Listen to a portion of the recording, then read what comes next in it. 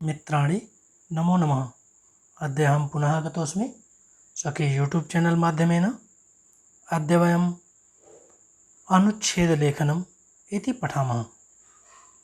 हम सभी पिछली कक्षाओं में और पिछले वीडियो में संवाद लेखनम का अध्ययन कर चुके हैं। संवाद लेखनम और अनुच्छेद लेखनम दोनों में मूलभूत अंतर यह है कि संवाद लेखनम में प्रत्येक संवाद एक दूसरे से अलग हो सकते हैं, किंतु अनुच्छेद लेखनम में दोनों संवादों का परस्पर मेल होना अति आवश्यक है। आइए हम सभी देखते हैं कि अनुच्छेद लेखन में किन विषयों का ध्यान रखना चाहिए। ध्यान योग्य बिंदवः के सन्ति। अनुच्छेद लेखन करते समय निम्नलिखित बिंदुओं को ध्यान में रखना चाहिए। अनुच्छेद में एक ही भाव या विचार प्रस्तुत करना चाहिए, अर्थात हम जिस प्रकार के वाक्यों को लिखना प्रारंभ करें उन वाक्यों की तारतम्यता निरंतर बनी रहनी चाहिए। अनुच्छेद लेखन करते समय किसी भी प्रकार की भूमिका उपसंहार नहीं होता है, सीधे विषय का आरंभ कर देना चाहिए। अनुच्छेद लेखन में प्रत्येक वाक्य एक दूसरे से जुड़े हुए होने चाहिए, संबंधित होने चाहिए। अनुच्छेद की भाषा सरल, सुबोध और प्रभावमयी होनी चाहिए। अनुच्छेद लेखन में प्रस्तुत विषय का केंद्रीय भाव, अर्थात जो बिंदु, जो शीर्षक दिया गया है उसका केंद्रीय भाव प्रारंभ में अथवा अंत में अवश्य दिखाई देना चाहिए।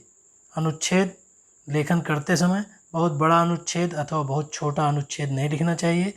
प्रायः 5 वाक्य लिखना ही पर्याप्त होता है। आइए देखते हैं। 9वीं और 10वीं कक्षा दोनों के लिए समान रूप से यहाँ दिया गया है और 2 प्रकार से अनुच्छेद लेखन किया जा सकता है। तो आइए पहले प्रकार को हम सभी देखते हैं। मम परिचयः, मेरा परिचय। इति विषयम् अधिकृत्य मंजूषया शब्दानां सहायतया पंचवाक्यात्मकम् एकम् अनुच्छेद लिखत। मेरा परिचय, इस विषय को स्वीकार करके या इस विषय को लेकर के मंजूषा में दिए गए शब्दों की सहायता से 5 वाक्यों का निर्माण करें। मंजूषा इस प्रकार है। नाम कक्षायां स्नेहतः, रुचयः परिवाराः, अनुजा भवितुम् इच्छामि, खेलामि, पितरौ संगीतं, मित्राणि, परिश्रमेण पठामि, पितुः नाम निवसामि। इस प्रकार से मंजूषा के इन सभी शब्दों को ध्यान में रखते हुए हमें एक अनुच्छेद का लेखन करना है। आइए देखते हैं अनुच्छेद किस प्रकार से लिखा जा सकता है। मम नाम माधवः अस्ति। मम नाम माधवः अस्ति में नाम शब्द मंजूषा से लिया गया है। यहाँ से हम सभी देख सकते हैं नाम शब्द को लिया गया है। मम पितुः नाम, यहाँ पितुः नाम मंजूषा से लिया गया है। इसको हम सभी स्पष्ट रूप से देख सकते हैं। मम पितुः नाम च सोमेशः अस्ति। मेरे पिता का नाम सोमेश है। मम नाम माधव अस्ति, मेरा नाम माधव है और मेरे पिता का नाम सोमेश है। अहम नवम्यां कक्षायां पठामि। मैं 9वीं कक्षा में पढ़ता हूँ। कक्षायां शब्द यहाँ से लिया गया है। यहाँ आपको एक चीज़ देखने में मिल रही होगी कि कक्षायाम में यहाँ पर माँ लिखा हुआ है और यहाँ पर अनुस्वार कर दिया गया है। तो आप सभी को संधि पढ़ाते समय बताया गया है, जब मकार के बाद अगले शब्द में व्यंजन वर्ण आए तो मकार का अनुस्वार हो जाता है। आइए देखते हैं। मैं 9वीं कक्षा में पढ़ता हूँ। अहम राजपुर ग्रामे निवसामि। निवसामि शब्द मंजूषा में यहाँ से लिया गया है। पुनः मैं राजपुर ग्राम में निवास करता हूँ। मम माता पितरौ मयि स्नेहतः। यहाँ द्विवचन का शब्द है स्नेहतः, स्नेहधन यतः, स्नेहतः। यहाँ से स्नेहतः शब्द मंजूषा से लिया गया है। मेरे माता और पिता दोनों मयि अर्थात मुझे स्नेह करते हैं। अहम परिश्रमेण पठामि। परिश्रमेण और पठामि 2 शब्दों को यहाँ से इस वाक्य में मंजूषा से लिया गया है। इस प्रकार से मंजूषा के आधार पर यह अनुच्छेद बन जाता है। यहाँ प्रत्येक शब्द हम सभी देखें तो एक दूसरे से जुड़े हुए हैं।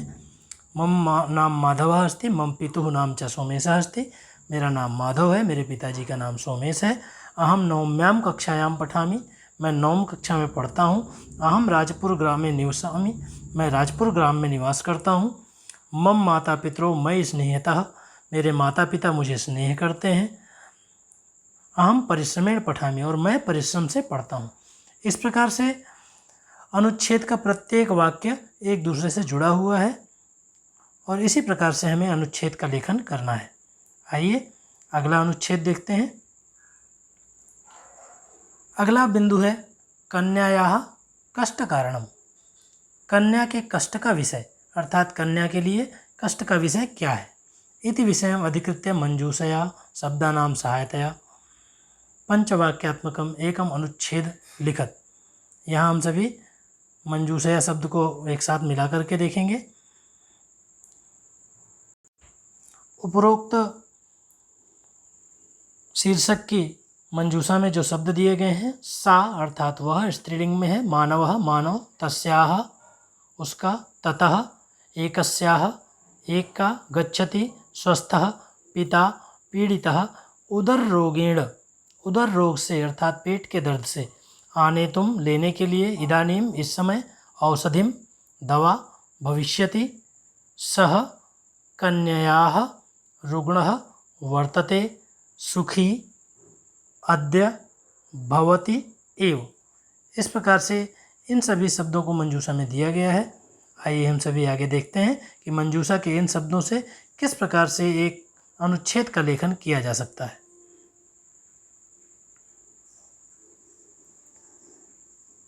अनुच्छेद लेखन का प्रथम प्रकार हम लोगों ने देखा था, जिसमें किसी भी प्रकार का क्रमांक नहीं दिया गया था।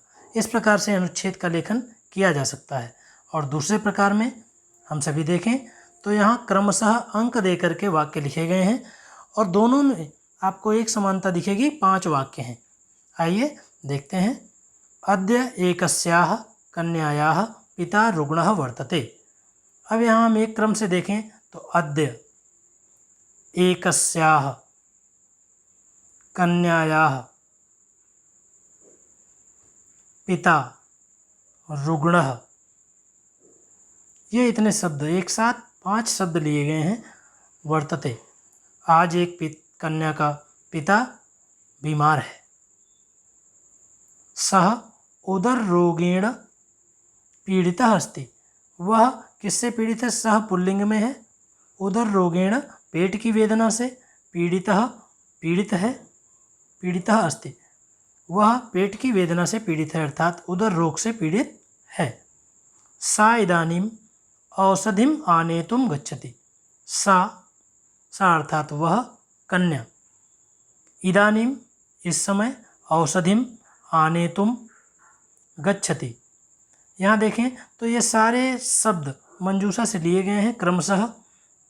सा इदानीम औषधिम आनेतुम गच्छति, सारे शब्द मंजूषा से लेकर के यहाँ पर वाक्य बना दिया गया है। वह इस समय औषधि लेने के लिए गई है या जा रही है।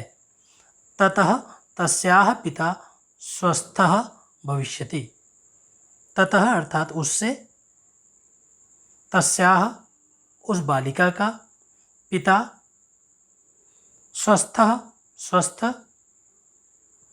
भविष्यति हो जाएगा अर्थात जब वह कन्या औषधि लेकर के आएगी तो उस औषधि से उसका पिता स्वस्थ हो जाएगा।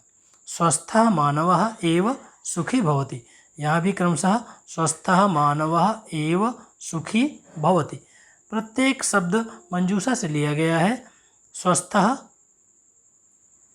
मानवः एव सुखी भवति अर्थात स्वस्थ मनुष्य ही सुखी होता है। इस प्रकार से इस अनुच्छेद में प्रत्येक वाक्य एक दूसरे से जुड़ा हुआ है। हम अनुच्छेद इस प्रकार से क्रमांक डाल करके भी लिख सकते हैं। पुनः एक बार देखेंगे। अद्य एकस्याः कन्यायाः पिता रुग्णः वर्तते, आज एक कन्या का पिता बीमार है।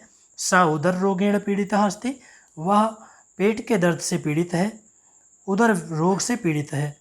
सा इदानीम औषधिम आनेतुम गच्छति, वह बालिका, यहाँ पर सा स्त्रीलिंग में होने के कारण से बालिका से लिया जाएगा। इदानीम इस समय औषधि लेने के लिए जाती है। ततः तस्याः पिता स्वस्था भविष्यति, जिससे उसका पिता स्वस्थ हो जाएगा। वहाँ से उसका पिता स्वस्थ हो जाएगा। ततः अर्थात वहाँ से का तात्पर्य यह लिया जाएगा जहाँ से वह औषधि लाने गई है, अर्थात चिकित्सक के पास से। स्वस्थः मानव एव सुखी भवति, स्वस्थ मानव ही सुखी होता है। कहा भी गया है पहला धन निरोगी काया, इसलिए यहाँ निरोगी काया का वर्णन किया गया है। और कन्यायाः कष्ट कारणम, पिता का स्वास्थ्य खराब हो जाने के कारण उस कन्या की दशा उस समय अपने पिता के कष्ट को देख करके कष्टमयी हो गई है, इसलिए कन्यायाः कष्ट कारणम ऐसा शीर्षक दिया गया है। धन्यवादः। पुनर्मिलामः। देखते रहिए मेरा यूट्यूब चैनल। नमो नमः।